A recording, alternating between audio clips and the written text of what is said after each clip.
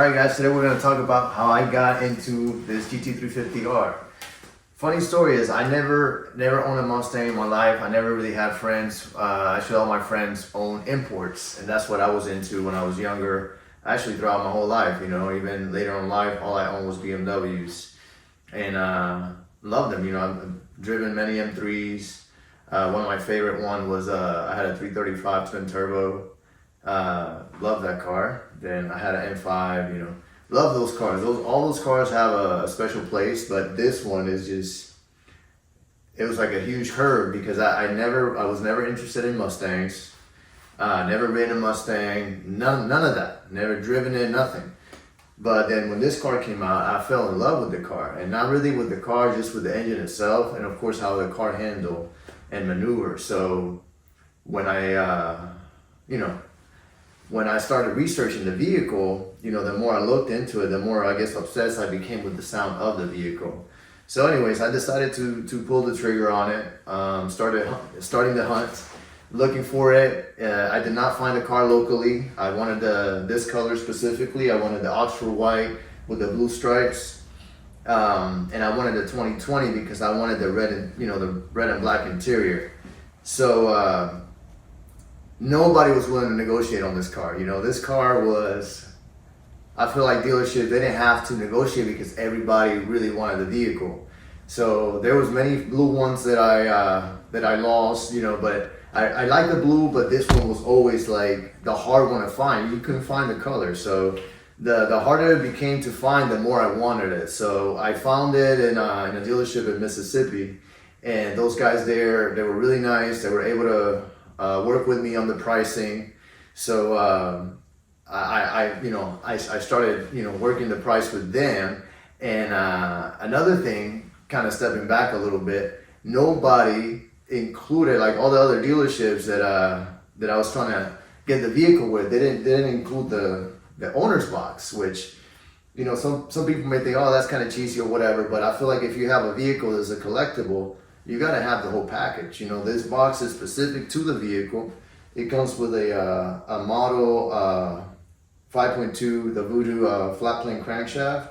And I feel like this kind of completes the package. As a matter of fact, they're selling these on eBay right now for like anywhere from $15,000 to $2,000 an out. So it's a big deal, you know.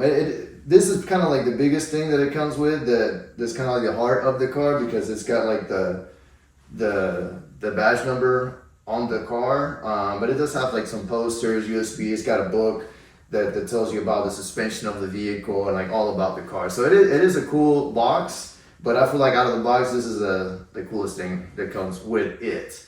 So anywho, going back to the story, I found the car in Mississippi. The car was practically new. It had less than 2,000 miles when I found it. I was able to work on the price, like I said, so I got to a price that I was happy with. We got everything ready, you know. We signed some of the paperwork, and I am getting ready to go to the airport, get on the plane, take off, and start that journey. And I'm so excited to get there. The people at the dealership, they took care of me great. They were super nice. They picked me up from the airport, and then when I got to see the car, you know, I'm so excited. And I get there and I'm scanning the vehicle, you know, I'm making sure that I don't find anything that could potentially affect me, because I haven't purchased a vehicle and I'm already thinking about selling the car. And that's just how I am. I'm usually buying cars and selling cars, and I've done that with all my vehicles. You know, anytime I buy a vehicle, I'm gonna eventually sell it. So I always try to get a deal that I can sell it later. Anyways, going back to the story, I find that my rear, the passenger rear rim has a scratch, and I keep walking, and my front splitter also has like a ding on the center. So I'm like, these guys got so excited that they sold the vehicle that they took this car on a joyride yesterday, because they knew I was coming today to pick it up. Because I had FaceTimed the sales rep, and I didn't see these scratches, and I would have seen them, because I would have seen them. So anyways, I'm really upset at this point. I asked to speak to a manager, The manager shows up fairly rapidly, very apologetic. Mr. Gonzalez, we apologize for this. You came from Atlanta. We know you're in a time crunch or whatever. I'm gonna make this right. Let's see if I'm gonna order you a new rim. I'll be right back. So he goes to the office, and I'm looking around like, this guy has no idea how much one of these wheels costs.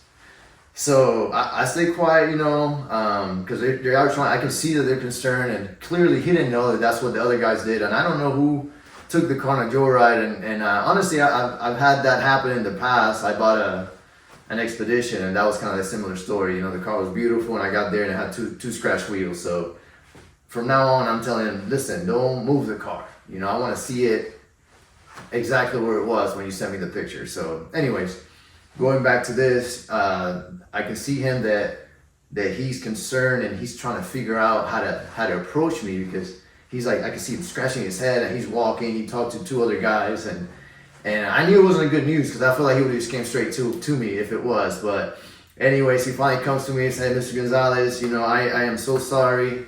I don't have the authority of ordering that wheel. That wheel is carbon fiber, and it's over $5,000. I just don't have the authority to send you that wheel, but I really want to find a way of helping you.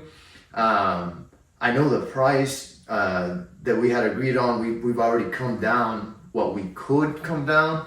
He's like, there's really no more money that we can work with you. He's like, I can show you the paperwork, Mr. Gonzalez. I was like, I believe you, because I had already, that's why I was there, because I was getting such a good deal. Nobody else of the other dealerships, they were way more expensive. So anyways, and they had way more miles, and they didn't have the box. So anyways, he goes back. I'm like, okay, man, I've been looking for this vehicle for a year.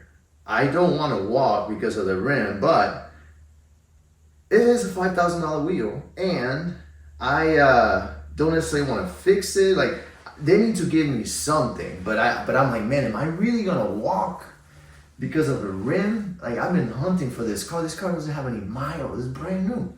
Then I keep talking. They're still trying to negotiate. There's like three guys just calling and in and out of the office. I'm in the lobby drinking coffee, trying to figure out what I'm gonna do. I'm like looking for these rims on eBay and Facebook Marketplace to see if I can find it. So anyways, while they're doing that, I meet like three other sales reps, and we started talking, because this car, everybody in the showroom loves this car. It's been a showpiece for the whole time they've been in there or whatever. So I find out that car originally was purchased at that location, and that it belonged to the governor. So I thought, that's a funny story. I was like, no wonder, that's probably why this car don't have no miles, because the guy probably was so busy to have time to drive it. So anyway, so I was like, so why is it back? Why is it back? He's like, well, he actually traded it in for a Super Snake. I was like, oh, that's kind of exciting. That's kind of interesting that's how it happened. But anyway, so everybody's really happy about the car. They're telling me all the stories or whatever. And the guy comes back, they call me to the office. I'm like, all right, so guys, so what are we actually going to be able to do here? I need to get on the road. And he's like, listen, we can't do anything on the price. As you already know, that is the bottom line. So this is what I can do for you. We'll sell it for the price that we had already agreed on before you came here. And then I'll cut you a check for $800 so that you can get that wheel fixed. And I'm like, I appreciate it, but as you and I both know, that wheel is $5,000. So if you can cut me a check for $5,000, then I can do that. He's, oh, but you can get the wheel fixed. I was like, that's a carbon fiber wheel. It's like, more than likely the structural integrity of that wheel is compromised. It needs to get replaced. Okay, so if you cut me a check for $5,000, we're done. Everything's good. This goes on for probably another 30, 40 minutes, And he goes to 1,000. He goes out, talks to somebody else. This, again, you know how this goes in the dealership.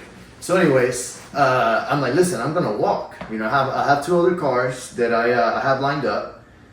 This is the one that I really want to buy because it's the color I want. The other ones are blue, and it was a blue and a black one. And I'm already here. Let's figure this out. Plus the other ones, they both had, I think one had like 8,000 miles. The other one, they were almost close to 10,000 miles. And this car was $2,000, and it was a lot cheaper than the other one. So anyways, I pretend that I'm gonna walk. So I get up and I'm like, oh man, I hope these guys like hold me back and say, hey man, let's work something out. And luckily they did. They held me back, and we settled on $3,000. They gave me a check for $3,000, and I was excited.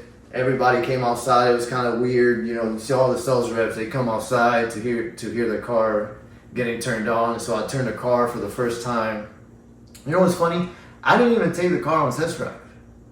I didn't even turn the car on when I got to the dealership. Like, it was that was one of the weirdest purchases that I did. Never owned a Mustang, never driven a Mustang, never turned the car on, never, nothing. I did all the paperwork. I just knew I was driving home with the car. Regardless of how comfortable the car was, I knew how the car handled, and I knew all the back end story about the vehicle. So I was like, even if it's really uncomfortable, I still want the car, you know? And luckily the car is extremely comfortable. The drive was great. But anyways, everybody comes outside. They hear me turn on the car. I think there was a few guys that thought that I was gonna stall because they were like, you know, when was the last time you know how to drive stick shift? I was like, yeah, all my vehicles, when I was you know, in college and my teens, they were all stick shift. He said, but when was the last time you drove a stick shift? And I was like, oh damn, when was the last time? I don't know, it's been like 10 years since I drove a stick shift. He was like, oh, you're gonna stall. And I was like, bro, I'm not stalling. All my cars are stick shift. So I think that's why everybody came out. I think they had bets that I was gonna stall the car. Now that I'm thinking about it. But anyways, I turn on the car, drive home, everybody's outside, I can see them from my rearview mirror. And I drive straight to an AutoZone to get a speed wax. The car was already clean, but I wanted to like protect the paint because it doesn't have PPF, it don't have none of that. So, and it was a long drive. So anyways, I applied my speed wax, buy my microfiber rags, get the whole car prepped for the road, put my seatbelt on, start driving, open up the exhaust, and I'm driving, and I'm cruising, and like not even 10 minutes later, woo, look at my rearview mirror, I see the blue lights, the cops. So I was like, man, you know, I wonder what happened because they've already warned me. I'm on cruise control. I'm not doing anything to bring any additional attention. Just the exhaust. But I'm not speeding. I'm doing everything the right way because I'm not trying to get in any trouble. So anyways, I put my turn signal. I pull up in this gas station, and it's funny, you know. I can still see this guy's face. So I roll down the windows. The officer gets to my window. He's like, hey, do you know why I pulled you over? I was like, officer, I have no idea why you pulled me over. He was like, you don't have a tag. I was like, I know, I don't have a tag. As a matter of fact, I just purchased this vehicle. I haven't owned the car for an hour yet. And I'm getting pulled over. So, but all this, the officer he's smiling, you know, ear to ear. It's the weirdest thing. I'm like, why is this guy smiling so hard? And he was like, license and registration. So I gave him license and registrations. I gave him the paperwork of the vehicle that shows that I had just purchased the vehicle. He goes through his car, and you know, I've been stopped before, you know, and usually that process takes 20, 30 minutes or whatever. This guy was in his car, and I don't know, you know, he was maybe 5, 10 minutes. I'm guessing he like called a friend, hey man, guess who I just pulled over? I don't know what he was doing, but he comes right back, and he's like, everything's good. Do you mind if I take a few pictures of your car? I'm like, what? Sure. Go ahead. So he like goes around the car, takes a few pictures of my car, takes a selfie, gets to my window and says, can you rev it for me? Nah, he didn't say that, but that would have been funny if he did say that.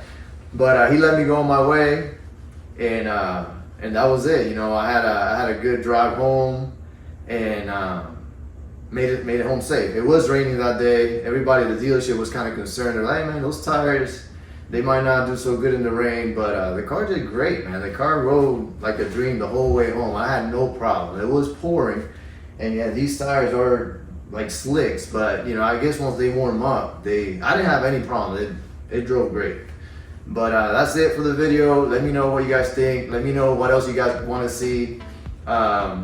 and we'll be happy to create a content for you. We do have an oil change coming up soon. We're gonna do it right. If you guys didn't see the first one, see that. That was a complete mess. But we're gonna do it right the second time, all right? Thanks for watching.